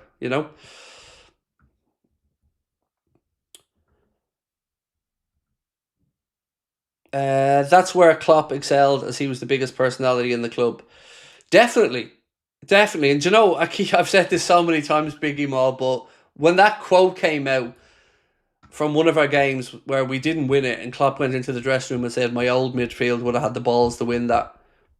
That to me, that's so fucking cutting that I don't know how that didn't sit with those players. Imagine hearing that from Jurgen. He comes in and said, my old midfield would have had the balls to win that game. If that doesn't cut you deep as a player in that team, I don't know what will, because that's pretty clear, isn't it? Without pointing a finger at any one particular person, that's pretty clear. You're not a patch on my old lads. That's the type of shit that would make me go home and go, oh, am I not? We'll see about that, Jurgen. But like I said, different people respond to different things, but I love that.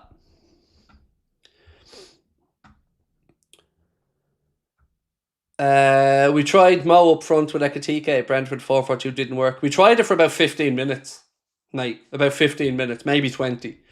And then it reverted. But look, how do I say this? I think we're at the point where we need to start managing Salah's time on the pitch.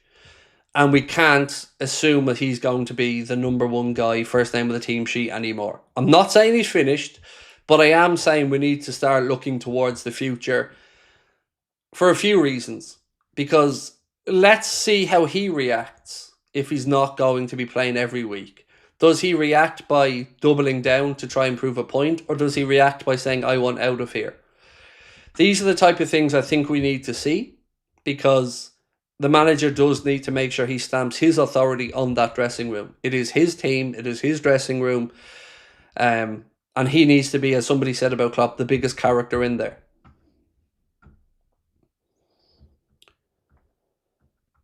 Nedge said, going to the game tomorrow, we need a fast start, the crowd will be right behind them. So what would you do team-wise, lads, tomorrow? How strong would you go? Like, if you want to, feel free, if you want to throw in a starting 11 in there, have a crack at it. I'd love to know what you're thinking on that one. I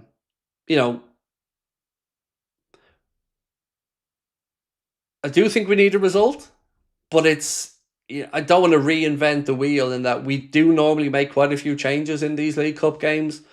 So that's something I would have always expected. But there are some players, for instance, like Wirtz. I'll play Wirtz because I think he needs to be played more. And I think the more rhythm we can get him into with English football, the better. I think there's an argument to play Salah, because this is normally a game you don't play him in. So I think maybe the underperforming players should almost be played not as a punishment, but as a way to say, you need these minutes.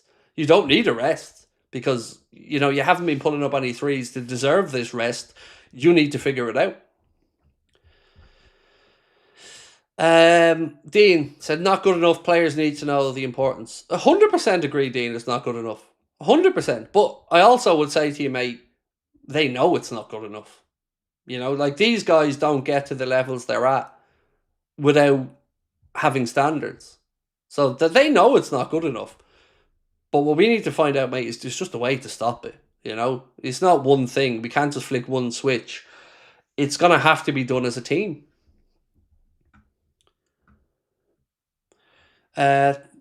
Dustin Sharp said the Salah hate is unwarranted. But it's not hate. This is what winds me up, mate. It's not hate. Have I sat here, or has anybody sat here, apart from that one clown earlier on, and said, go? It's not hate. It's looking at the team and seeing clear deficiencies and being honest about it. Salah's place in Liverpool folklore and history is set. He's an icon, he's a legend. But Father Time is unbeaten. And you can't sit here with a good conscience and say that you're seeing the same player. You just can't. And to try to be lazy and say that anybody who's critical of that is hating on him, it's just bullshit. And it's part of the social media problem these days, is people are unwilling to differentiate between hate and criticism. And I'm not seeing much hate. I'm seeing a lot of criticism, but I think that's fair. Just my opinion on it. But I get wound up because if I come on and do one match reaction and I say Szoboszlai had a shit game, people will be like, stop the Szoboszlai hate. But it's not hate. I love him. I love Mo. But I love my kids. But when my kids do something wrong, I'm not going to tell them that they're brilliant. I'm going to say, look, this needs to be better. We need to do this. It's not hate. it actually, I think, comes from a place of love, that you know that this person is capable of more. You want more from them, but you can't just turn a blind eye to it, because there has to be standards. There has to be.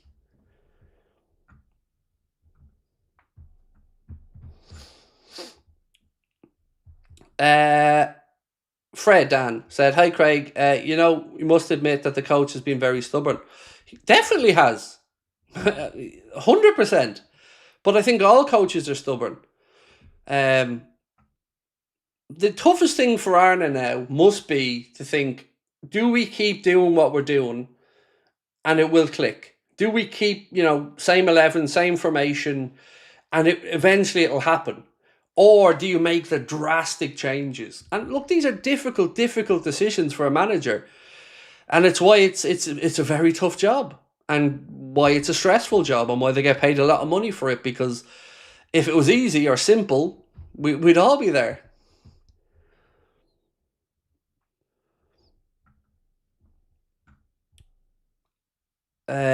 We don't hate Salah here. Good poll question, Craig. Hardest player you've called time on. One you love but was finished. 100% Firmino.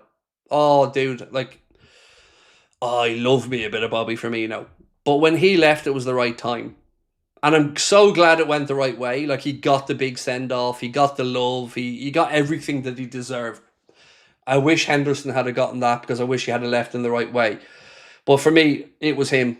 And of course, Stevie G as well. And with Salah, I truly don't know whether it's father time yet, or whether it's other stuff. But I do know, we're not seeing the same guy. And I imagine it's worse for him, because, he has to look at himself and ask the same questions. Is my body not responding in the same way? What am I doing differently? Am I being marked differently? Are my movements different? Are my starting positions different? Because nobody can say he doesn't leave no stone unturned physically to prepare. The man is an absolute icon and an absolute example to any athlete on how to look after yourself. But like I keep saying, Father Time is unbeaten, and you see it with fighters and boxers all the time, that one fight too much, that one fight too far. So I'm hoping that this is a form thing, but I can't rule out that it could be a Father Time thing.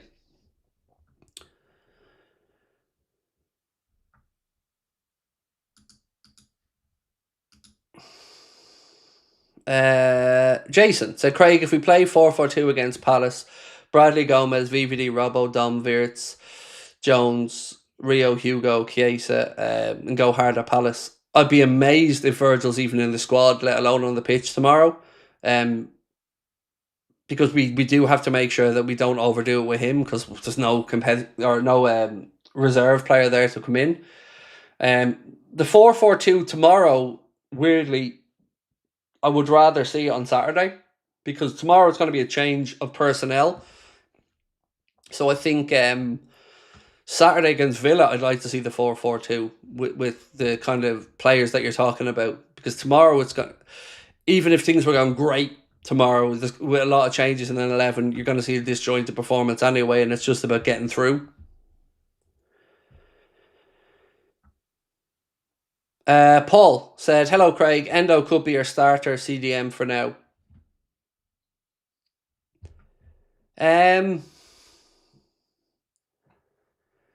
In place of Gravenberch, or as one of the two who sits in front of the back four? As one of the two that sits in front of the back four, yes, perhaps. In place of Gravenberch,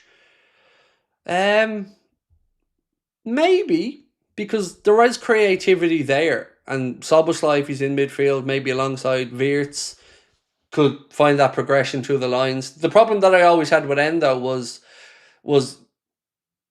he can't do what Gravenberch can do about breaking lines, about being press resistant. But he is very good at winning the ball back, and he is very good at pressing high up the pitch. And you did see from him that at first at Liverpool, he was maybe playing 10 yards further forward than he was used to when he was in Germany. So, look, I think if he was given a few runs of games, we'd understand why.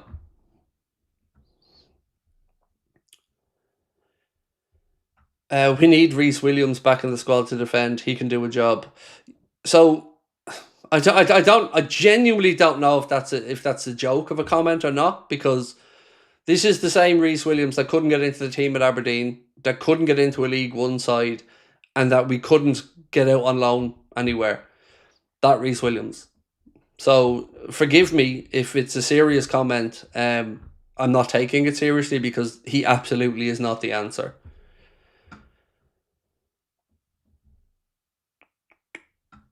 We need to stick to a formation and go back to basics. So much changes in an already volatile time.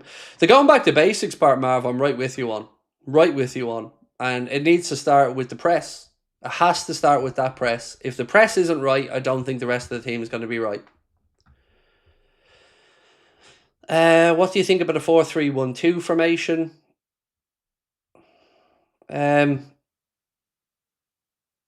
It's just 4-3-3 in another mask, isn't it, really?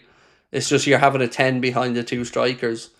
In the 4-3-1-2 formation, I'd ask where the width comes from. And if the width comes from fullbacks, then I'd want the three to have two deeper line players in there so that they can drop back in. So if the fullbacks are bombing forward, we can still have players drop back in and have enough cover.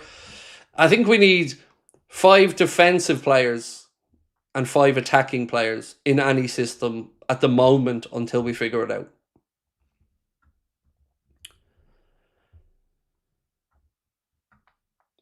Paul said, we have the right to say things are not good enough. We pay the money for shirts and tickets, so our opinion.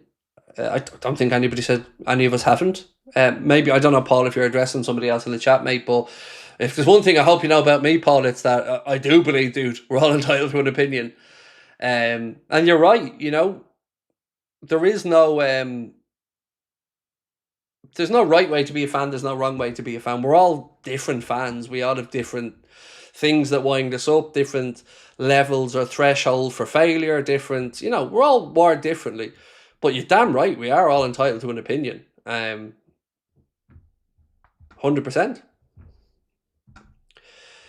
Emmett Conway said, I love Salah, but there needs to be an honest effort on the pitch every match, and he's not doing the business right now. He isn't, but as much as I've been critical there, I would say we also need to be careful not to scapegoat one individual, because this is a failure as a group right now. So yes, how do I say this? I want to take you back to the summer for a second, just for this conversation. And you remember when we signed ISAK, we signed Wirtz, we signed Ekitike. None of us thought that every one of those players were going to score 30 goals. They're all players, particularly when you're talking about ISAK, Ekitike and Salah. They're all players who are used to putting up numbers. But there's only so many goals that are going to be scored. So when we signed these players in the summer, we expected the workload to be shared around so that if Salah was misfiring, somebody else could carry that burden. And we're not seeing any of that at the minute. But yet mentally, we're still expecting the numbers to be provided by Salah, even though at the back of our minds, we know that that wasn't supposed to be the case this season. Now, I do think Salah's underperforming, but so is a lot of others. And this was supposed to negate the ability to rely on one player by bringing in so many great players in and around him. What about Nallo? Yeah, Nallo being interesting. I know he had an injury a while back, but look, Nallo is certainly somebody who should be considered in and around these type of games. What do you do for an international break? Arne goes on holiday, and I mean that is stupid and totally unacceptable. What would I do if on an international break Arne went on holiday? I think, again, Haley, context. So if we're winning and things are cool and Arne goes on a holiday and he comes back and we're still winning, it's not an issue. If you're losing and you've got United after the international break and we are underperforming and we've just lost 3 on the bounce, then it's not the time to be heading off for a bit of sun to Dubai. It's the time to be knuckling down and having some harsh conversations and figuring out with your coaches at the AXA. So I just don't think it was a good look for him to go at this point. This could have been something, by the way, that was planned in the summer, and it just worked out as a bad optic. But I still wouldn't have done it personally.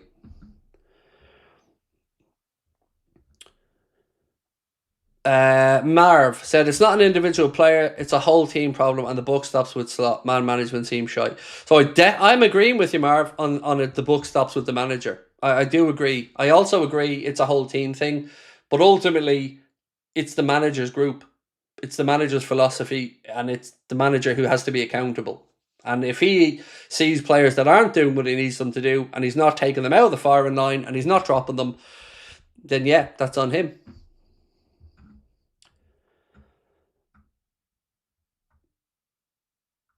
Apparently, Slot's family stayed in Holland because of kids' exams. Think that's the only reason. I've no idea.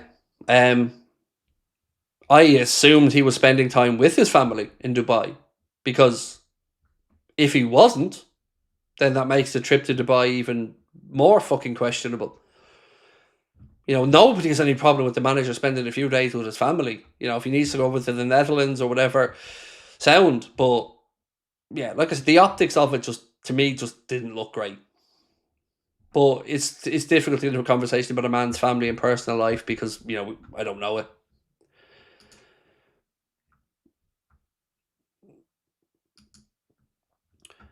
Slot does not know who his first team should be yet, but staying with his same 11 is pure stupidity, said Stephen Murphy. So I would even condense that down, Stephen, a little bit, mate, and say, does he even know what his back four is, mate? And again, we talked about this on the podcast tonight. I don't think he knows his back four at the minute. I don't think he could tell you what his best back four is. And that's just one area of the pitch. And I still question the plan for Frimpong. No, I don't question Frimpong the footballer. I question the plan for him and our team. Because he's not a right back. Slot doesn't look like he's using him as a right back. He's not a right winger. He's a right wing back. And we don't play with a right wing back. And this is where I'm so confused as to how this all ties together. Sufyan Khan said, Barrow number 6, do you think we have too many midfielders?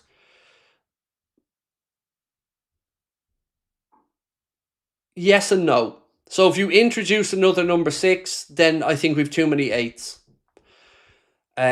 So as an example, we had a conversation the other day about Eduardo Camavinga and Alexis McAllister. So in my mythical world of Craigie thinking, if we were to bring in Camavinga, just for argument's sake, and lost McAllister, I would totally understand that from a balance of the team perspective. As much as I love Alexis, I think if you bring in another 6, you can afford to lose an 8. And we've got Jones, Szoboszlai, McAllister, and Wirtz, who can all play in that advanced midfield role for us. And if we're playing with 2 deeper players, there's only one spot there. So I guess I'm kind of in a roundabout way saying yes, I do think maybe there's too many 8s in the team, and we could do with a 6. Playing our most dynamic player at right back when in trouble is madness. Oh, yes, Salvatore. Yes. It's mental to me. Like, I can never imagine a time where we're struggling and at the peak of his powers we're playing Gerrard at right back, other than in a Champions League final in Istanbul, but for a prolonged period, because what you gained in one place you're losing in another, and we're losing Szoboszlai's graft and press from midfield. Paul Yankster, Paul, said, love the stream, Craig. Gay needs to be a priority in January. I agree, but I've got a really bad feeling, mate, that we're not going to get him. And now I don't know something you don't know. I promise you I don't. But I've just got a really bad feeling that we're going to lose out there. And it's going to be a big loss if we do. Because he's a leader as well. And if we regret not getting that over the line in the summer, it's going to be tough to find a solution, because we still have to figure out Canade as well. So now we need to find a centre-back immediately and maybe need to find another centre-back if Canade's situation isn't resolved. And that's a big, big worry. Big worry. Itachi said, I never thought I would say this, but I miss Trent. I'd 100% take him and his qualities back in one day. So, look, none of us wanted, well, I can't say none of us. Most of us didn't want Trent to go. That was his decision. So, for you to say that we miss him, of course we do. You know, he was, like, how many times have we as Liverpool fans defended Trent when people were going in on him? We knew what Trent brought to the team, and we knew how much of a unicorn he was in the position that he played. There aren't many of him around. But it was kind of taken out of our hands, wasn't it? And the club's hands, you know, it was a him decision. So, yeah, I think, look, you're right. And you can see, certainly with Mohamed Salah, he's missing that relationship with Trent and that understanding with Trent. But, you know, it's not something that the club decided on. Trent made that decision. Right, let's check this poll. So we've got over 2,000 votes now, and we said, do you think Arne Slot can turn it around? And 63% said yes, and 37% said no. I'm in the 63% without a shadow of a doubt, but ask me at the next international break if results haven't picked up, and like I said, I might not be in that 63% that much longer, because I need to see something change. Something. I need to see either a wake-up call given to the players, just signs that it's starting to knit together. King Dave said, Slot needs to improve the aggressiveness of our press from the front. Then he should start Ekitike and Chiesa more to try and stick with the 4-4-2. That should solve most of the issues. I agree with... actually, I agree with most of what you said, mate. Defending starts from the front. Press starts from the front, and we need people to set that press, and we need to hunt in packs, not individual presses. We need to go in 2s and 3s, and we're not doing that now. And if there's players there, like you said, Ekitike and Chiesa, who can and are willing to do that, absolutely. The dirty work needs to be done first before you earn the right to use the quality. You got to match your opponent for graft and hard work. Daniel said, Bill Shankly once said, if you can't support us when we're winning, don't support us when we're losing, don't support us when we win. Let's hope for the future. So, firstly, that's, I think, a quote taken out of context. And also, it's bullshit. Simple as that. It's absolute bullshit. Because that's a cop-out. And if there's one thing we knew about Bill Shankly is he didn't accept mediocrity. So, this idea that anybody should support underperforming, half-arsed attitudes is wrong. And I will never, ever be a blind supporter who just applauds anything and supports anything, because there has to be standards. So, this fucking support, if you can't support us when we lose, don't support us when we win stuff, is just airy-fairy, happy-clappy, dippy nonsense. It's nonsense. It just is. It's loser mentality. And, you know, again, it keeps coming back on us, the onus on us as fans. It's somehow on us. It's not on us to turn this round. It's on them to turn it round. It's on the fans to continue to show up. It's on the fans to make noise. It's on the fans to not unnecessarily go in on the players. But for the love of God, there has to be standards.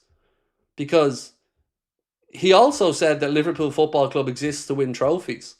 So which one is it? Is it support us at all costs, no matter how shit it is? Or is it we need to win, this club is built on winning? I would argue it's the latter. And of course you want understanding fans, but you don't want sheep. You don't. You don't want happy clappers. You don't. It needs the Holy Trinity that he's spoken about. That's true, but it all links into each other. There has to be unison between all. And if there's one thing I would always say about Liverpool fans, it's they appreciate effort, And they always love a trier. They always love a trier. One of the most highlighted moments that we've spoken about in Liverpool recent history was, do you remember Robbo chasing Messi around the pitch? That's how you win Liverpool fans around. That is, and Bradley's crunching tackle on Mbappe. That is winning Liverpool fans around. You will forgive losing games of football if you're seeing everything left out there on the pitch. But you're not going to stand there and applaud Dross or Canade jogging back and not trying. Because at the end of the day, they might be able to go home. They're still going to be multimillionaires. But we're still going to be vicariously living through them. And if we're not seeing our representation out there on the pitch caring as much as we do, that's a problem.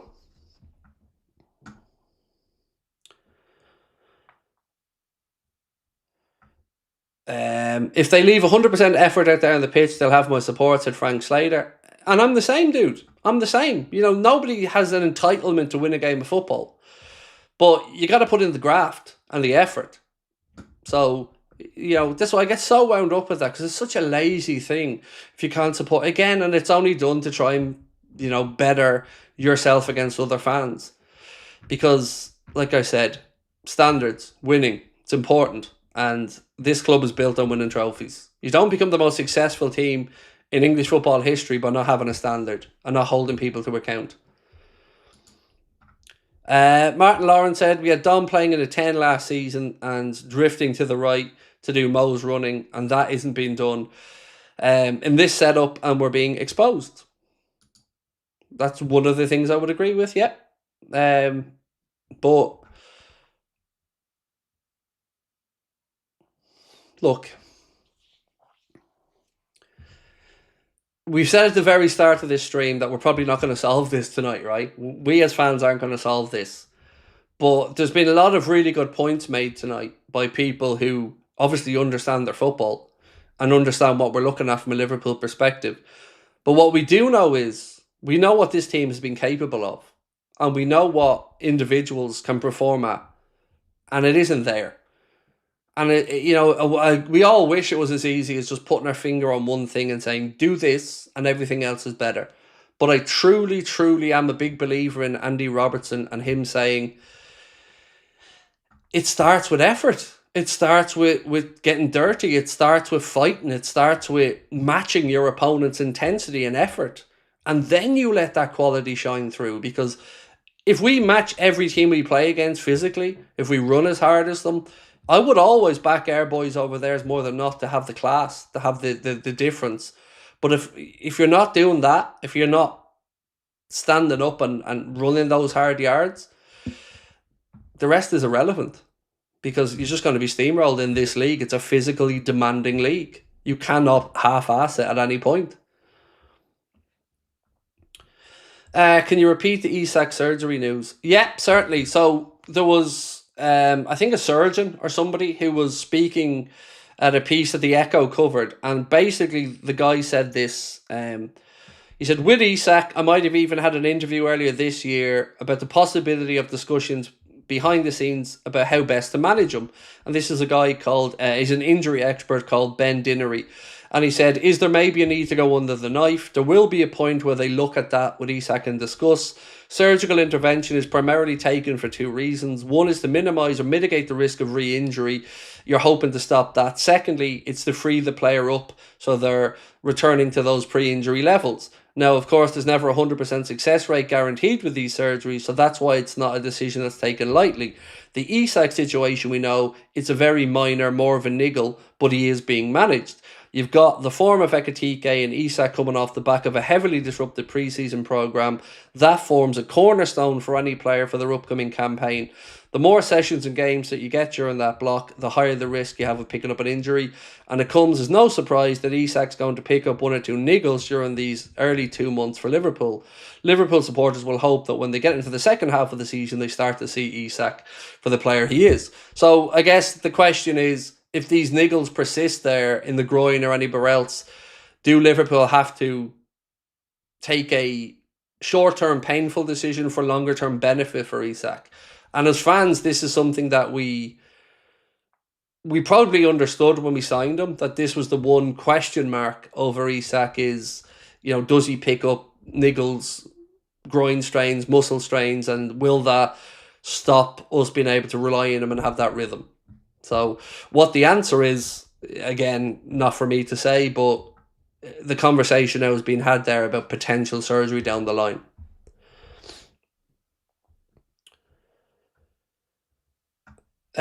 Sean Harding said the team look too scared to tackle at the moment. They just run with the player and only make a tackle in the last minute. No pressing at all. We also get tackled so easily in possession. We're definitely losing too many duels in possession and being brushed off the ball too easily. 100% agree on that.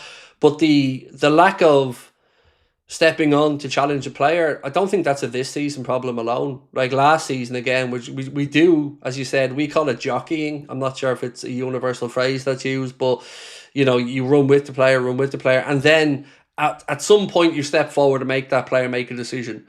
And we're seeing less and less of that. Look at Semenyo's goal against us for Bournemouth, where we dropped off him from all the way inside his own half, and by the time we went to step up, too late, ball was in the back of the net. So you contrast that with the way Collins and Sepp van den Berg defended for Brentford, which was throwing themselves at the ball, getting their bodies in the way and celebrating these. That's a very stark contrast to the way our centre-backs are defending.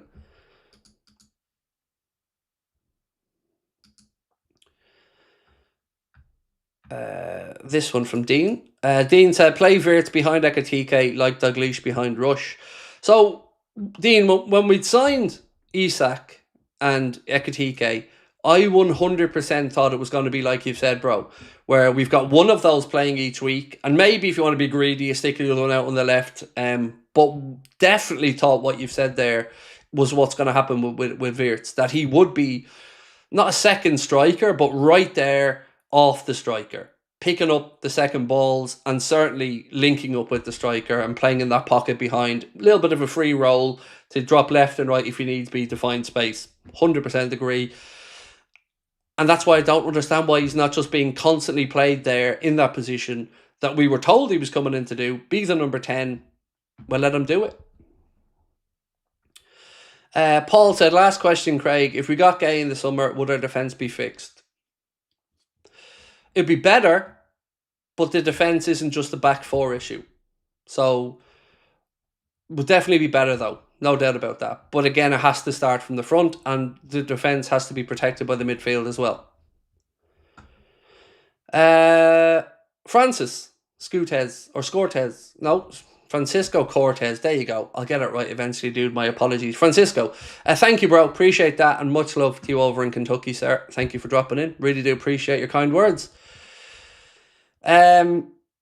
Love Ekitike gives us everything, said Paul Beer. Oh, mate, 100%. He has been my biggest surprise of the summer window because I didn't know what to expect from him, but he is showing we made the right decision to sign him. I love him. I love you. Could.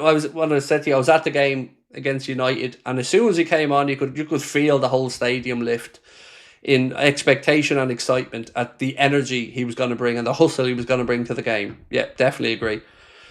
Right, ladies and gents, I'm going to say goodnight because the podcast is coming out in a few minutes, and I got to go grab a shower and do a few other bits. But tomorrow, it's match day, so we'll probably have a video out in the morning. Connor might do a news roundup or something in the morning. If not, I might do them when I get up. But we will be live 6:30 for the watch along against Crystal Palace tomorrow. A reminder, if you want to be included for a player ratings video and you want to have yours, make sure that you scan the QR code on the screen there now and join the Anfield Agenda WhatsApp community. That's where we post in any news that we get, some polls that we run, and certainly we give you the link there to submit your player ratings. So just scan that QR code and that'll take you right in. I really did enjoy tonight's stream. Thank you. I love when we come together and we try to figure this stuff out. There's always going to be an arsehole or two, but more often than not, our community is filled with good people who are here for the right reasons, and I appreciate you all for that. Liam, before we finish up, said Shanks wanted a bastion of invincibility. Yes, sir. Winner. Exactly, mate. And I think that part gets forgotten about at times as well. So look, we'll see you tomorrow. Fingers crossed we can get back to winning ways.